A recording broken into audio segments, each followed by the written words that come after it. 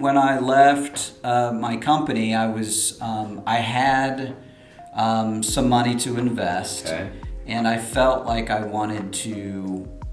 didn't want to go back into a W-2 Okay. straight commercial. So like, what can I make my own? All right, guys. So today, episode 71 with yellow colored glasses. I have a good friend of mine, Aaron Grounds, on today that we are going to be interviewing. But before we get started, we're going to read a review. So as you guys know, reviews are a huge thing with everything we do at Warren Mounts Agency. So Eric D says, Jake and his team did an outstanding job of walking me through my coverages and helped me find the right protection for me and my family. It's extremely difficult finding and insuring professionals you can trust, let alone a whole group of them. This team is extremely genuine, and you can tell they have a passion for helping others. Can't recommend them enough. Thank you, Eric. Means a ton. So if you guys have not left us a review, go to our page, like it, give us a review, good or bad. Hopefully it is good. And yeah, so today, Aaron, got you on, man. Thank you for coming on. Thanks for having me. This is fun. Yeah, we've been talking about it a little bit, and I know we and you have known each other for, how long have we known? When was that? Well, it was right in before I went into vending, so it was 2018, Okay. into 2018, kind of the fall. Yeah, so about 5 years. It's crazy how fast that stuff goes. Like, I remember us dressing up for the Halloween little trick or treat day with our, I don't even know what we were at that time. I don't know what they gave me. But I got the leftovers, whatever it was. So. That was funny. Yeah. Okay, so before we get into it, like we always do, we're going to do a peek and a pit. Yeah. Okay, so I will go first. A peak that I'm having right now is, so the end of the year for us on the insurance side is really pretty slow. So it gives us a good opportunity to go through, review what we've done for the year, let people have their time off and kind of get ready for the beginning of the year. But so right now we're going through planning. We're going to have a big team outing on the 28th or the 29th of December and review all of our numbers and see where we hit all of our goals. So that's fun to kind of sit back and pat yourself on the back a little bit every once in a while. So anyways, that's something that's great going on with us. What do you got? Yeah, well, I'll go with a personal one. My son, he's part of Blue Springs Golden Regiment. It's the marching band. Okay. They just won Grand Nationals, which is the biggest band competition in the country. First time it ever happened for Blue Springs. And then they got invited for 2025 to march in a St. Patrick's Day parade in Dublin, Ireland. So, holy cow. Yeah, so a little bit more than a year. Wow. Their whole band is going to Dublin, Ireland, and I guess you guys are. I guess we're going too. That's awesome. Something we have to save up for. Wow. But forced into doing it though. That's pretty cool. 500,000 people at that parade, I guess. So How old is he? He's 17. Yeah, this is going to be his senior year. This so upcoming year? Okay. So kind of going out with a bang. So Dude, awesome. Made the news. All the local news stations kind of reported on it. So we're good for him. That's awesome. We're excited. That's really cool. Yeah. And that forces you to go on a nice little vacation. I've never been overseas like that. Military back in the day. Went to Germany and stuff. So but I've never been to Ireland. Yeah, so that'll be pretty cool. That's awesome. Okay, a pit. Something that's been going not wrong, but just kind of a pain in the ass, I guess, sometimes. And I would say right now, which I've said this multiple times, a pit on our end is insurance companies are just tightening up with guidelines, with renewals, with, if they want to continue to insure somebody, like everybody's seeing this industry wide. But we're supposedly going on the back end of that, so hopefully that cleans everything up early next year. But the other pit is, with this being a slower time of the year, you feel like you're not doing enough sometimes. Like you feel like if you're not writing as much business or bringing on as many new clients as you were, back when it is busy. It's every year. Like I've been doing this for almost 10 years now, and it's like every year it's like this. And every year I always try to tell myself, like, hey, it's okay. Like, don't, but sometimes it still gets to you. So I would say that's a pit on our end. It's just trying to accept that, you know what, it's okay to not have your record months every single month. Right, exactly. So, yeah. What about you? For me, I would say I moved into a newer commercial space this year. Oh, yeah. Yeah, and kind of was in a situation where I was kind of subleasing, but the guy I was subleasing with, he wanted to get out, and which my business is growing, so that's great, but I had to buy him out, sign a new lease, new fat deposit. Gotcha. I just hired some new people. And much like your guys' business, December is slow. Really? Yeah, Okay. just a lot of our accounts. I mean, I've got a big school for one, so they're out. And then you've got a lot of businesses just this time of year, people are taking vacation, doing stuff. So it's just kind of an interesting piece because I've got all these kind of random expenses that hit me, and then a slower time. But on the flip side, it's just, that's kind of the nature of growing with your business, and it's not always a straight line, but year over year, it's kind of what you get excited about where you were a year ago. So correct. And that's why I like, because when I look back, like, well, I think maybe even me and you were talking.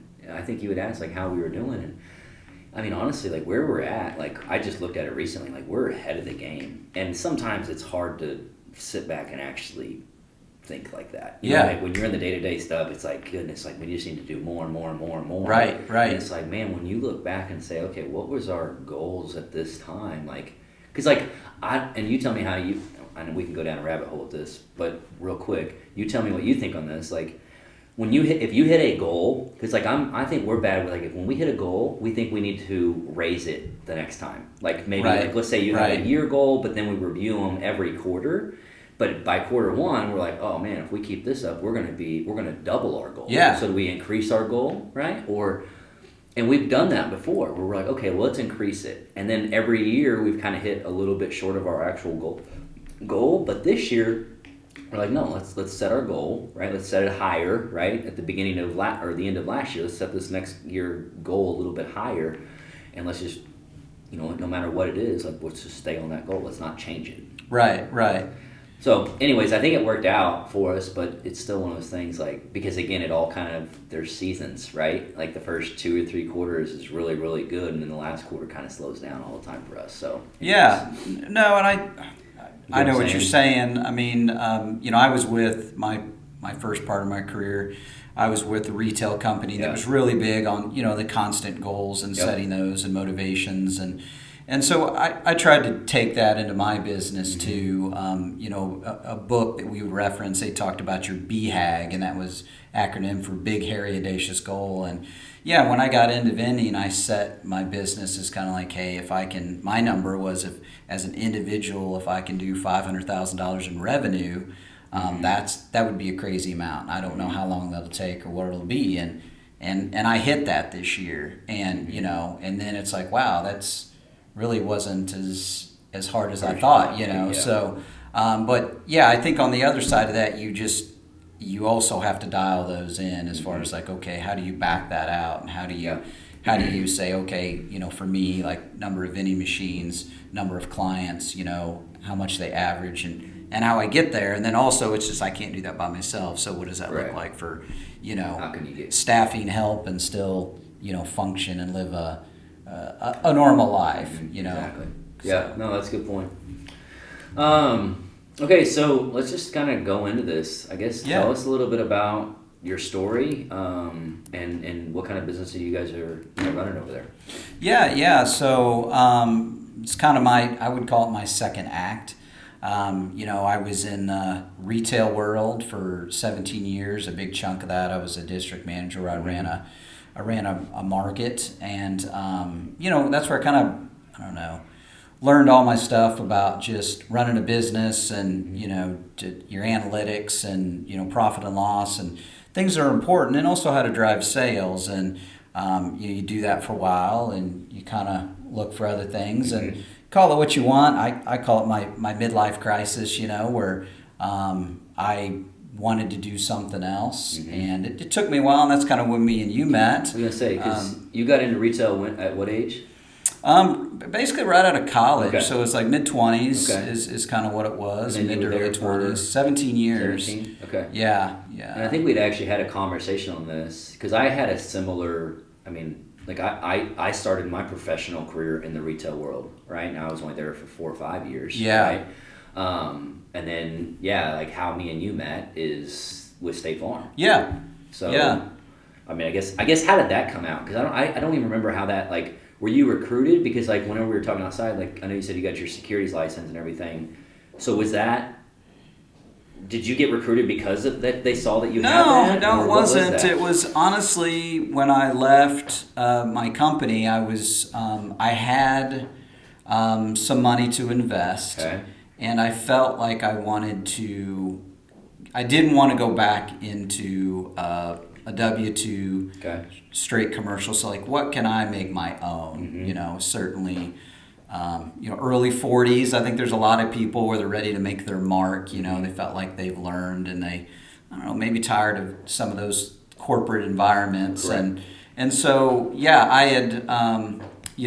had made relationships with State Farm and Michael that ran it. And I kind of picked his brain about it, but then I had kind of applied and looked into the system. I think I had some recruiters come out, and not just from Okay. them, but other Okay, other other groups. yeah. And then so it started that conversation, and just knowing my agent, I was impressed with what he brought to the table, and I said, well, maybe this is an avenue. So so I wanted to fully explore that. So. It took me several months to kind of figure out where I belonged and what I wanted to do and where I wanted to kind of chase, and then it just it turned out to be vending. Yeah.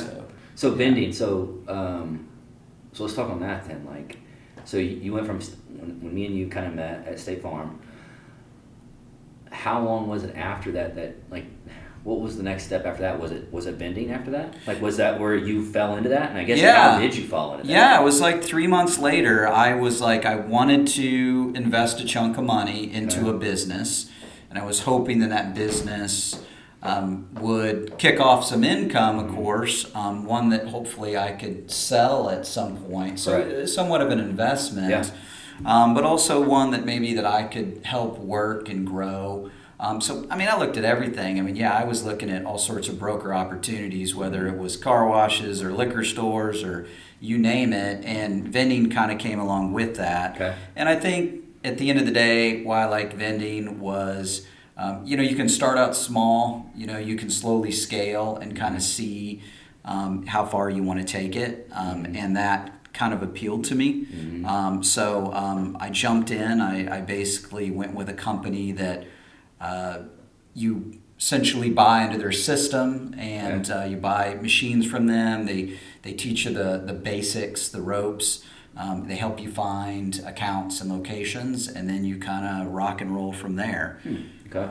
And that's kind of how it started. And then I think a lot of people, maybe that's all it is to them, whether they decide if it's going to be a full-time gig or not. And I probably had that for a little while. It probably took me over probably a year and a half to decide. Like, I was still like, well, maybe I'll just do this as a side project, and I'll go back to work. Because I think it's like anything, as you start that business, and it's really scary because there's a lot of fear of failure, and you're like, is this going to sustain my lifestyle and other things? And so it's easy to bail, and that's why a lot of small businesses do fail in that first year. I just don't think that they stick with it because they're not making much money or losing money. The excitement kind of wears off after It that does. first year. You're ready to go, you're pumped up, planning it, getting it going, and now you're ready. Now it's like, okay, maybe you've had a little bit of failure, or maybe you've had a little bit of success, one of the two, or maybe both, and either you start getting lazy or you just don't have that same,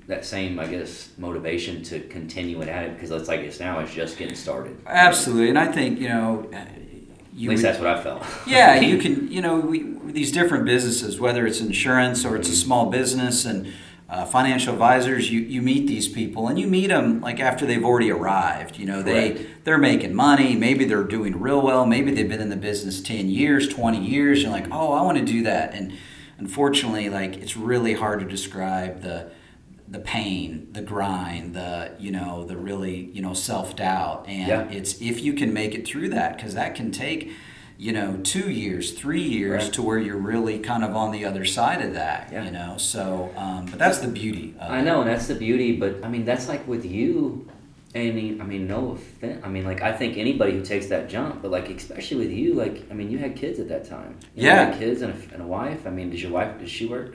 Yeah, and I bless my wife on that because, and I would say, I don't know, we both were having challenges with our careers. I knew that my day was coming, so we were making both. We were true dual income household, and we downshifted houses. We sold a really large home and went to an older, smaller home, and we were living way below our means, and we weren't kind of expecting that full change, but it allowed for that. Okay. So we were able to kind of take her income and at least pay the bills, and it was tighter, but we had made the commitment. I told her, like, look, if I do this, it's like for minimum 2 years, like the money that I make, it's all got to be siphoned back in. It's like we're gonna have to pretend like we lost a step, that I'm unemployed, you know, and I think if you're able to do that in this business, then you're going to be successful. And I think a lot of people that, if you're willing to live on rice and beans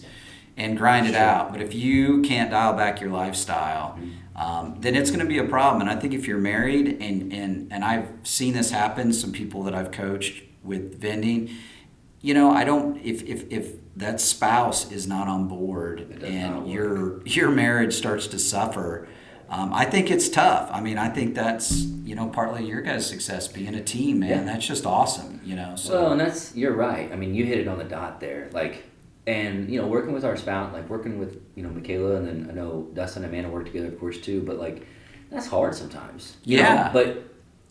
But I think what it has done for me and Michaela is it's opened up our communication where we have to be better communicators with each other, right?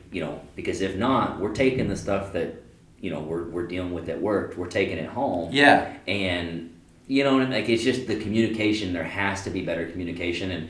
But I think you can make a huge argument that on the other side, where if someone's, your spouse is not going into business with you, because that's not normal, right, for that spouse to be doing that. It's not. But they have to be bought in just as much as you, because if they aren't, and something fails, which is, it's not like if it's going to fail, it's when it fails. Like, when something doesn't go your way, you guys are going to, you know what I mean? In my opinion, almost headbutt there. I do, and I would say people do. I mean, that can change a little bit, but you do have to come up with a timeline. Correct.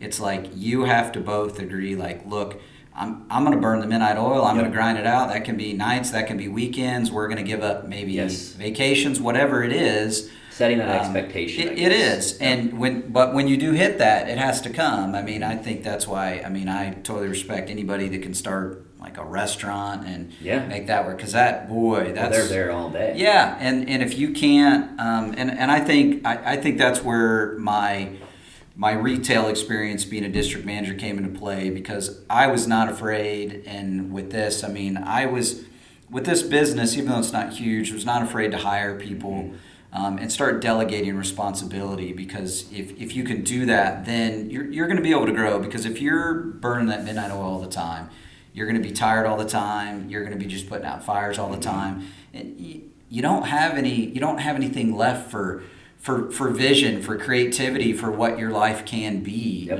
You're in the funk all the time, and I think you can't do that, because I love what I do. Partly because my schedule isn't too terrible. But I'm giving up some of my income and putting it on payroll, because I know that time is just as valuable to me as money. So no, that's something that I think probably everybody struggles with that. But I know that's one thing we struggle with sometimes, is thinking like, okay, if we bring in, X amount of people to take care of our jobs, even though maybe we can do them a little bit better, or maybe there's going to be a learning curve for that X amount of time, like, Right. I think I was talking to, I think it was Caleb, I don't know. But it's sometimes like, it's like one of those things like, okay, if something comes across my desk, is it easier for me to show somebody else how to do this, or is it easier for me to do it right then? Right. Right? And it is easier for me to do it right then in the short term. Absolutely. Right? In Yeah. the long term, though, that's not the route to go. Yeah. Because I'm always going to have to do that, and it's just just doing it right off the bat and saying, you know what, I'm going to train this person how to do it, and I might have to tell them again how to do it, and maybe a third time, but after that, then they should be able to handle it, right? Yeah, exactly. I mean, I just got done with that, honestly. I hired 3 people a couple months ago, part-time, and they're helping me pull my route together and stuff, and I've got a couple that work in the evenings. I got one that works on Sunday, and then I've got one that makes more regular hours during the week. Well, with the weekends and the evenings to train them, I mean, I had to go into the office. I had to be there. I like to work traditionally probably more of like a 7 to 4 type setup.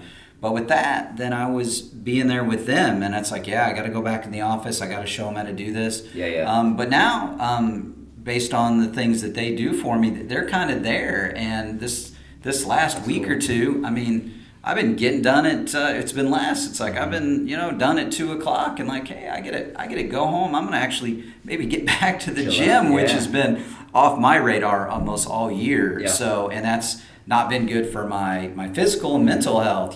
So that's kind of the trade-off, and you have to do that sometimes. Well, and you have to take care of yourself. Like with what you're talking about, right? And again, there's sometimes everybody. I think I've heard this before, where at some point in time, most business owners have not had that balance. Yeah, right? absolutely. The balance has just been tipped on one side or the other. But the goal is to get to that balance, because and that's where people can start to scale. And from what at least it looks like in our business, like. Because it's very simple for us to get in and just start doing the day-to-day grind and doing it, and then just open your eyes and, oh my gosh, it's already December, Yeah. And what have we done? We're doing the same thing we did last year, even though it's working, right? But it's like we're only gonna do the same exact, like if we do the same thing we did this year, as we're gonna do next year, we'll have the same results. Yeah, I totally agree, and I did it in my retail job, and also basically with this, my philosophy has always been you should always be teaching somebody how to do your job. Yeah. Like trying to replace you, basically. Yeah, exactly. And by doing that, you will create a company. You will create a small business. If you don't, then you don't have a business. All you are is self-employed. Because without you, it doesn't exist. And that's nothing. And it's hustler to CEO is what they call that. Yeah, and it doesn't work for the long term. Not if you want to have a regular life. Not if you want to travel. Not if you want to do other great things and be part of your kids' life. So. Because the only difference between owning a business and working at a W-2 job is that if the guys that work their lives away at a W-2 job, there's nothing wrong with, right? Yeah. Like, they'd have a lot of pride in everything they do. But a lot of those people, sometimes they'll go open up a business, and they'll do the same thing that they were doing at their W-2 job, right? And maybe making a little bit less, but they don't want to hire. They don't want to scale, and then they're in the same boat as what they were before. Yeah. Because they always have to be there. Yeah, and I get it. Having employees can be tricky, and that's not for everybody. But on the flip side, I mean, the advantage of having those people, you get to take away things that ultimately you don't want to do and give those away to other people. And some of those things people, they don't mind doing. But that's the beauty of owning your own company, focusing on what you do really well and you excel at, and kicking away things where other people can do it. That's one of the beauties of it. So that's awesome. I think that's really cool. It's I bet the retail side really helped you. I didn't even think about that, because that was literally your job, was just putting teams together and making sure. Yeah, I mean, I had at one time basically a sales team of 40 salespeople that ran retail locations, and it was my job to manage all those people, train them up, do workshops, all that kind of stuff, be their motivators, and at the same time doing all the analytics and everything with the market and what needs to be focused on. So it was it really helped me to get me where I am now. What are what are some of the biggest hurdles with anything to do with I mean, the vending machine market, companies, things like that? Yeah, I think What's I think the hardest part? the biggest thing is it really is maybe like a lot of small businesses, but it is patience. So I think it's oversimplified, and I think that's why there's a bunch of people that get into vending and they fail because anybody can buy a machine. You know, I know guys that have bought a machine and they don't really know, and they think that I don't know they're just going to walk up to some gym or something and say, hey, put a vending machine there, and it just doesn't work that way. Getting placements is very difficult, and then even when you get placements, sometimes you'll find out it's not a good fit. They're really too slow, or it's just really not an environment you want to be in. Maybe it's a place where they're extremely rough on your machines, or there could be a break-in. So you're planning like all these. It's almost, I don't know. It's almost like being a lobster fisherman, and you drop all these cages, and you got to go back in a week and see if anything worked. And so it can take months and months and even years to get basically a bank of machines properly placed to where they feel like you're maximizing the money that they can make. Yeah. And I think a lot of people they don't get there. They just maybe they place a machine like, oh, it's not really making much money, this isn't working, or they realize it's a lot of work. It's not as simple. It's looked as extremely passive. And it's not. The better the machine does, the more time it's going to take. If you have a machine that does, let's just say it does 300 a month, that's a very slow machine, and you might go out to that thing once a month. Well, I don't want a $300 machine. I want a $1,000 machine. Well, guess what? You're probably going out to that machine twice a week. So if you have 10 or 20 or 30 of those machines, that's a full-time job. So, and maybe you're not able to do that if you work a W-2. So you have to be able to scale, balance, and figure that out. But that takes some serious time. Okay. That is right, because I've looked into, just briefly, like whenever you see like best side hustles or anything like that, right. We're always trying to do something, and ATMs and vending machines. Like that seems like it's just, like literally exactly what you just said. You pick up a vending machine or an ATM, you go set it in a place, you get the green light from them, and then you just start collecting money. It's just passive income. Yeah, and I think, and to be quite honest, I think that's why there's, some groups out there, some businesses that they kind of get people really fired up and interested, and they sell them on the dream, and then they get out there and it's like, this isn't easy. And then, the bad thing about vending is these are very expensive pieces of equipment, and they're like cars, and not cars of COVID times, but they drop in value it'd just be like trying to sell. You buy a refrigerator for your house and try to sell that 2 years later. What's somebody going to give you for that? And the vending machines is like that. So if you get in it and and it doesn't work out, you're going to take a big bath on your investment. So that's kind of the negative of it. That's why this year, kind of the second part of my business is where the Midwest Vending Academy, where we're starting to, and I've started to mentor and train people that are getting in the business and try to look at it correctly, and then how to build that business and what that is, and just mentor people. And So talk on that a little bit. So you guys, you have one piece of your business where you actually are out, you have your own vending machines and you're doing your own thing. Yeah. And you're starting this other side of your business where you're going to basically be coaching and mentoring people. Yeah. So I've got MoCan Vending, and that's where it's just, I've got a bank of machines. I've got, roughly 50 machines that are out there in the world that me and my team, we go out and fill and operate, and that's my bread and butter, and I'm still going to grow that business. But on the other side, and that really took off this year, is where partly from what I used to do, vending can be somewhat of a lonely business when you're out there. You're not really interacting that much. We've always said you like to be out talking. Oh to people. yeah, Every I'm a time chatty we talk, Kathy. we always do so that. Every time we talk, it's an hour conversation. Yeah, and I hope it's me or you. People sometimes probably run when I'm like, coming. I tell Michaelis, I'm like, I don't know. I was like, I don't know if I talk too much to Aaron or not, but I'm. I love, I don't know, and that's what I miss about what I used to do is doing workshops. And really sometimes, when you have a team of salespeople, that's the highs and the lows. And I had a team that a lot of these people would sit in a retail location from 10 in the morning to 8 o'clock at night by themselves. And sometimes nobody would come in, or only one or two people. And so, man, I needed to come in and I needed to be their coach, their best friend, their dad, and talk about different things. Sometimes we wouldn't even talk about the business and sales. Sometimes it was just understand what's going on in their life. And I missed that. I missed that opportunity to try to coach, train, develop people, because I've done really well in a short amount of time, and I feel like I've figured it out. I'm still learning. Correct. But so trying to put that together, because I work with a company that sells machines, places them for them. The placement's one of the most difficult things, but they don't really have anybody that does the development and the training. That's kind of for you to figure out with your own business. No different if you bought, a rental property and like, what do you do? How do you do that? What's the proper way to do it? Everybody thinks they have it figured out, and then they get in there and they're like, uh-oh. How am I going to do this? So I've really just created a mentor system where I take people on for a year and I teach them software. I teach them the equipment.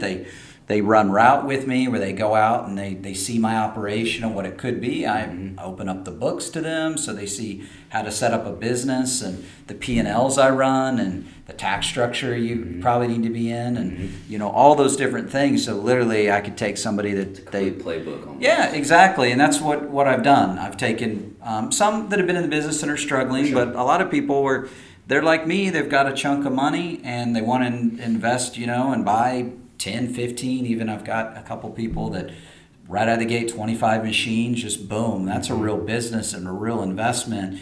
And they want someone to show them the ropes. And so that's what we started to do. And that's going to grow and get hopefully a much bigger part of my future world. But, that's good. Yeah. And that fills that gap or that hole of what you were talking about with helping and being able to do that. Because that's one thing you have always I've always heard you consistently say that. Even whenever you were at State Farm. And I mean, I can't speak out in like certain conversations, but like I just always remember you that hyping you up. And like it's one of those things like hyping yourself, like you really get basically energetic with that. And it can third party can tell. I mean, good. and I think as we talked about why I didn't get into insurance, I love the opportunity to help people and to sit down and have really detailed conversations, understand who they are, what makes them tick, and what I can break out from that. And I think a lot of that is honestly a lot of my own failures in life, whether it's relationships or financial issues and other things like that, and coming out on the other side. I mean, that's what we are. We're all just a sum of our failures. And so I've always loved that. And so that's what I hope to do. Yeah, no, that's cool. I love that. So how many, if someone's just getting started out, how many, and I'm sure you can probably start out with one, but what's a good amount to start out with, to make it worth someone's time? Yeah, I think, it depends how you're going to place the machines. A lot of times you'll place a dual setup, like a drink, snack machine. Sometimes there's some larger combo machines that do both. But I think 4 or 5 accounts would give somebody enough where they feel like they're doing something, but at the same time, a little bit of weekend time and some weeknights they could do, and they would be fine, and it wouldn't kill them, especially if they've kind of got a structured 9 to 5 setup, or even maybe where they just have some days, whatever their schedule is, but they're a little bored. And they feel like I need a secondary income, or they're just like, I'm not happy and I really would like to transition. Then that would give them a good test run. I think if somebody's like, look, I'm looking to make a serious move, then I think that they're going to need probably in the ballpark of 25 machines to kind of feel like now they're making some serious income, and they can also invest serious time into it and also kick off some real cash flow with it. And is that where you're at? Even though you have like you said 30, or you said you have 50 now. Yeah. You said you have 50. Is that your goal, is to continue to add more? Yeah, partly that's why I added people. For sure. So I'm kind of bored right now. I run route, but I've got a full-time driver that basically runs route with me.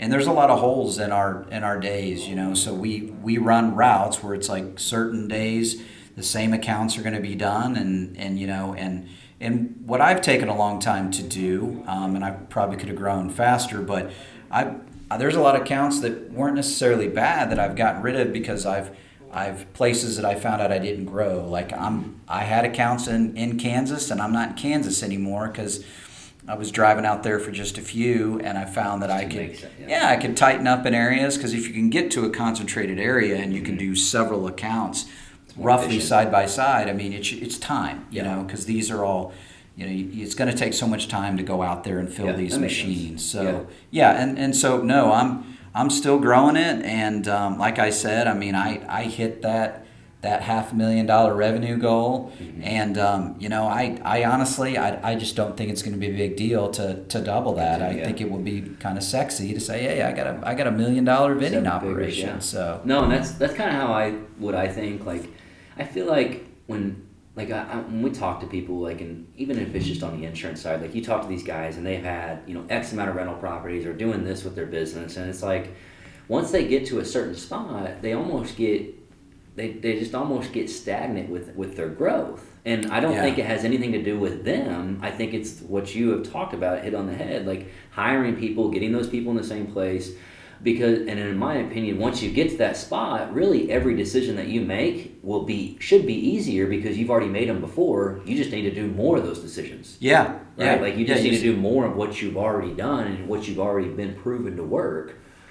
Does that make sense? Yeah, it becomes, I mean, and that's where it can, you can almost turn something into franchise. It's a system. It's like, as far as you want to go. Yeah, you put it in, you put it in place, and I know at State Farm you guys were doing some of that. It's like you guys had a system for how to talk to people on the phone and what that looks like. It's like you don't need to reinvent it. If it works, it works. Exactly. And there is something to say to have a framework. Yes, you can still be personable and make some changes, but it's like, look, this system works. We're going to do it this way every time out of the gate, and then we know we're going to have a certain result. Mm-hmm. And if we don't, then we know that this one isn't. It's not a good fit. Yep. So yeah, absolutely. No, that's kind of how that's kind of how I think of things, and we think of things here. And it's, even though it's completely different, it's still the same concept. Like, if we have this process and system for this department, like, and it's working, like, let's just continue to get more people and teach them that process and system, right? Yeah. And then again, everybody's a little different, and they need to maybe change up a couple things. Like, that's okay, but stick to the bones and stick to what's been working, and that consistency will stay there. Yep. We did that with our sales team, and in that's awesome. The retail world. I mean, you've got to have a framework. Yeah, that's awesome. Okay, so here's another one I got for you. What are some of the favorite things about working in this business that you like? Because I know it's not always sexy, like with working, running your own business and things like that. So, like, I guess, what are some of the things that you like the most about it? And then maybe what are a couple of things that you just don't like? Yeah. Well, I think talking about vending with the scalability, I think that's one of the most beautiful things. Yeah. So as we talked about at first, it can be hard to kind of hit a scale to where you feel like you're even making an okay income. But once you've kind of hit that new high, for you to add a few new accounts, and so you could take where you place a couple good accounts, and you might put, $2,000 to $4,000 in revenue, on the books, and then a month, and then you amplify that over a year to say, like, a W-2 job, to say, hey, I was able to make $25,000 more this year than last year. That just doesn't happen that often. I mean, you got to change careers or get a big promotion, and but you can do that. You can double that in a year. You can do that every single year with vending. So I'm really big about, I run my month to month, year over year numbers. So I look at, like, December to December, and and I'm looking to see what's growing, what's not, and to see those numbers grow. I get excited about that because it's pretty crazy because we're all, I don't know, I think a lot of people are, and I think especially males, you're looking for a certain amount of success, and some of that is driven by income, and and well, it's fun. It's almost like, I almost look at it sometimes, like, more so now. And I don't know if this might come off bad, but I almost look at it as like a game. Like, we're in this game, and, like, when it comes to business, right? Yeah. And it's like, how can you just continue to get to the next level? Like, how do you get, Like how can you win? And it doesn't even matter how much money you're making. It's just like how can you continuing to build this thing up?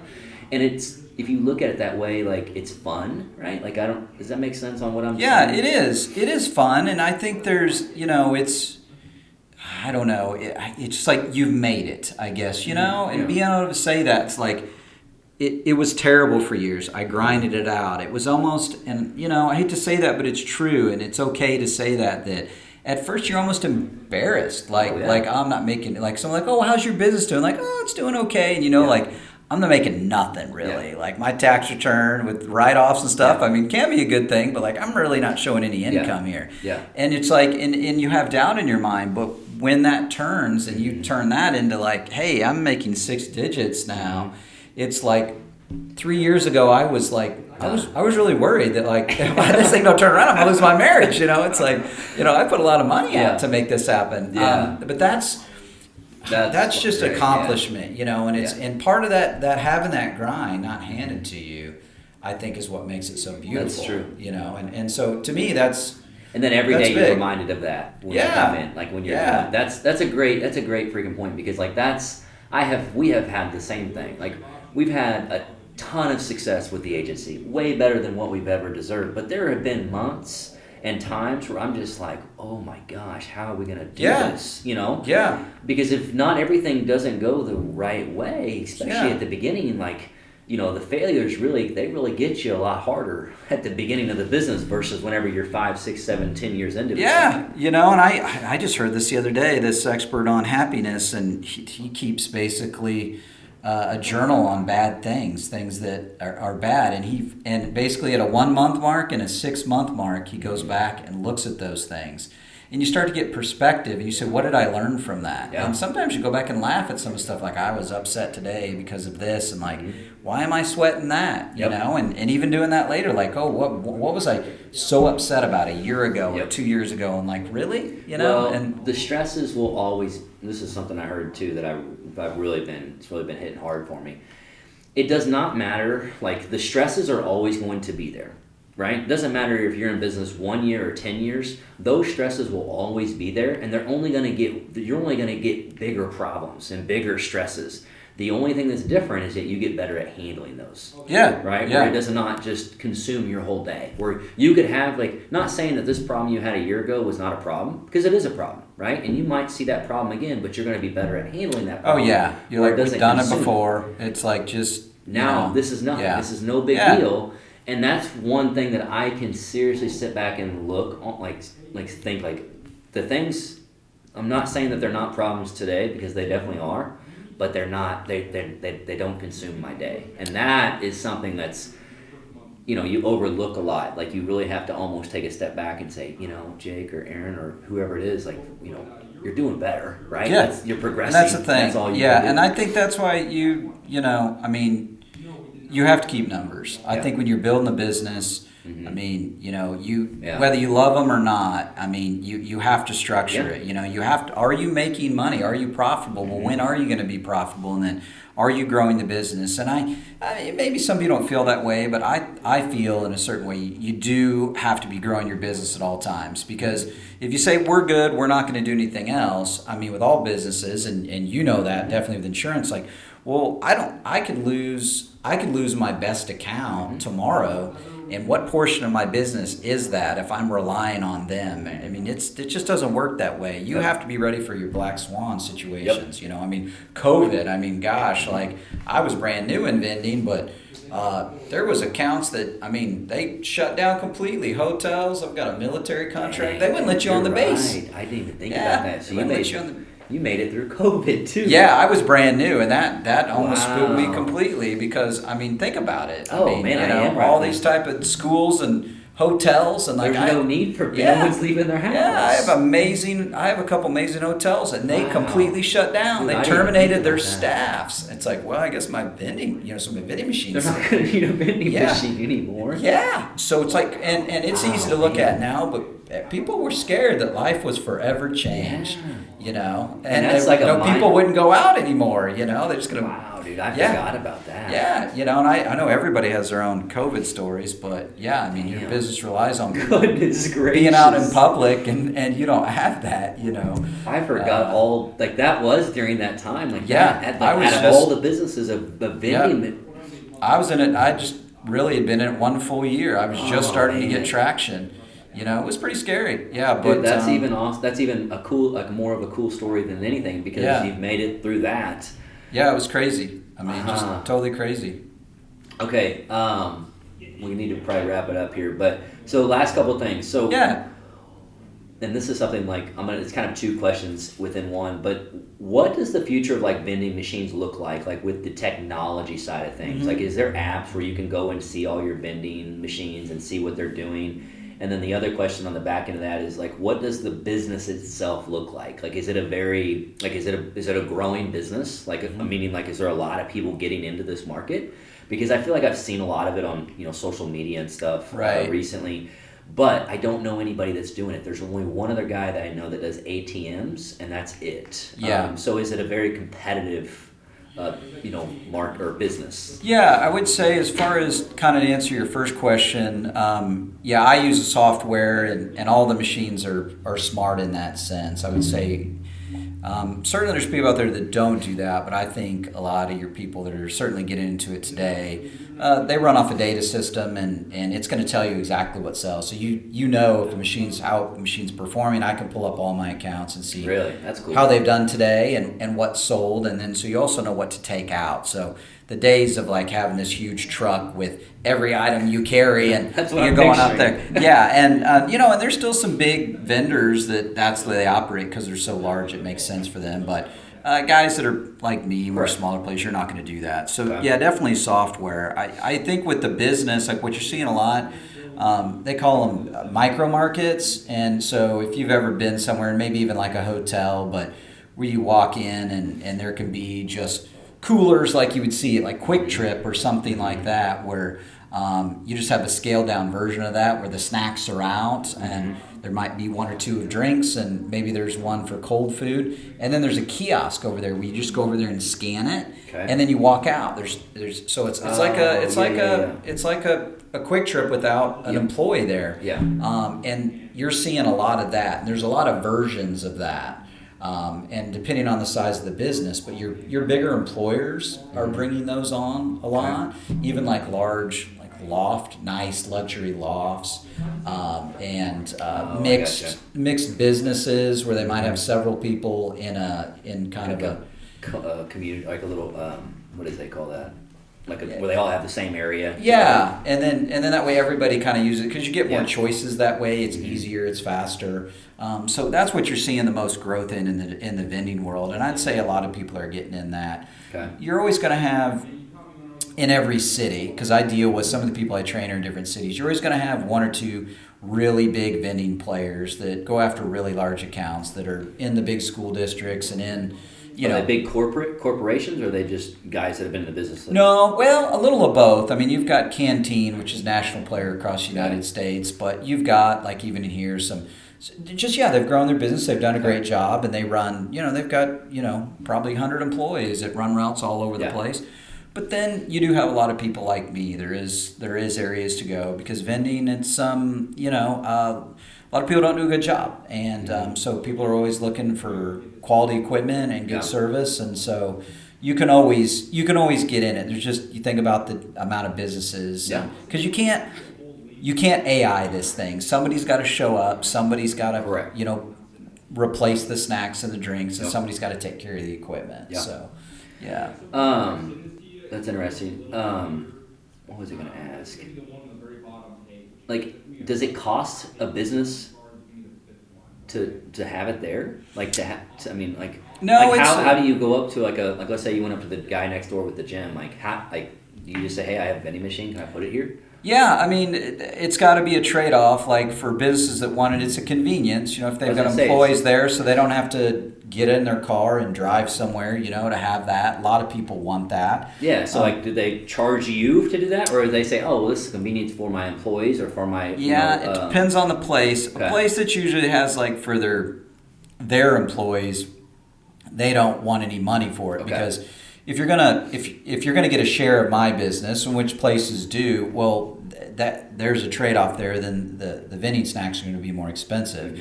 But like if you're in the front of like a hotel where they have vending machines, or like a gym, because if they could place it and make money themselves, then yes, maybe they'd rather have you, because they don't want to service it, they don't want to do that, but they want a piece of the action. And that can be, and a lot of my great accounts, that's a trade-off, but those accounts are worth having. So, or you're not going to do it. So. Okay.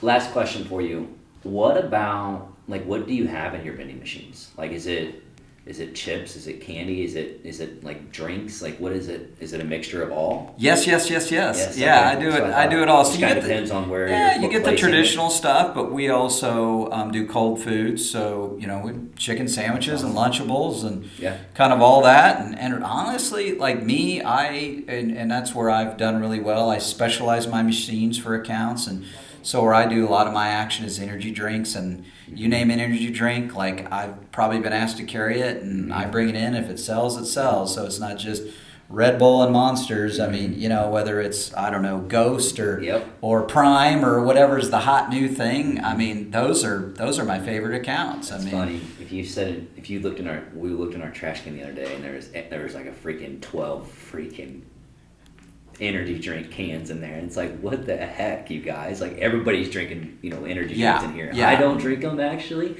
but Caleb, I tell him he'll have 2 or 3 a day. I'm like, dude, you gotta knock that off. My single best account is at Whiteman Air Force Base, and my single best machine is 24/7. Got security forces, they guard the base and do all that.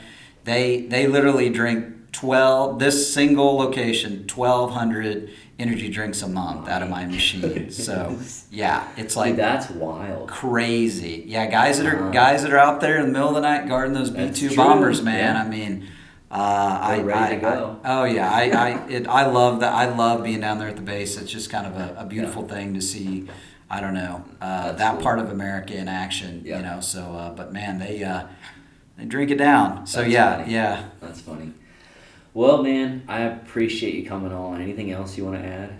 No, I don't think so. This has been fun. It's cool to kind of talk about this stuff. No, I know. It kind of gets. It always, like, certain conversations gets you excited. I mean, I don't know. I get excited. I always feel like we have a good conversation, but it's really cool to see that, like, how you actually do. You talk what you say what you're thinking, but you're actually you're walking the walk too. Like with training people, with wanting to be that. Like, I feel like you've always talked about doing that, and I'm happy for you. I'm happy that you're getting down that. Well, I appreciate it. We're gonna hopefully grow it big, and I don't know. Maybe I could be your first client, or not your first client, but maybe I could be one of your clients one day. There you go. Sounds good. So, all right. Well, episode 71, Aaron Grounds. Appreciate you, brother. All right. Thank you, man. Hope you guys liked it. Over and out.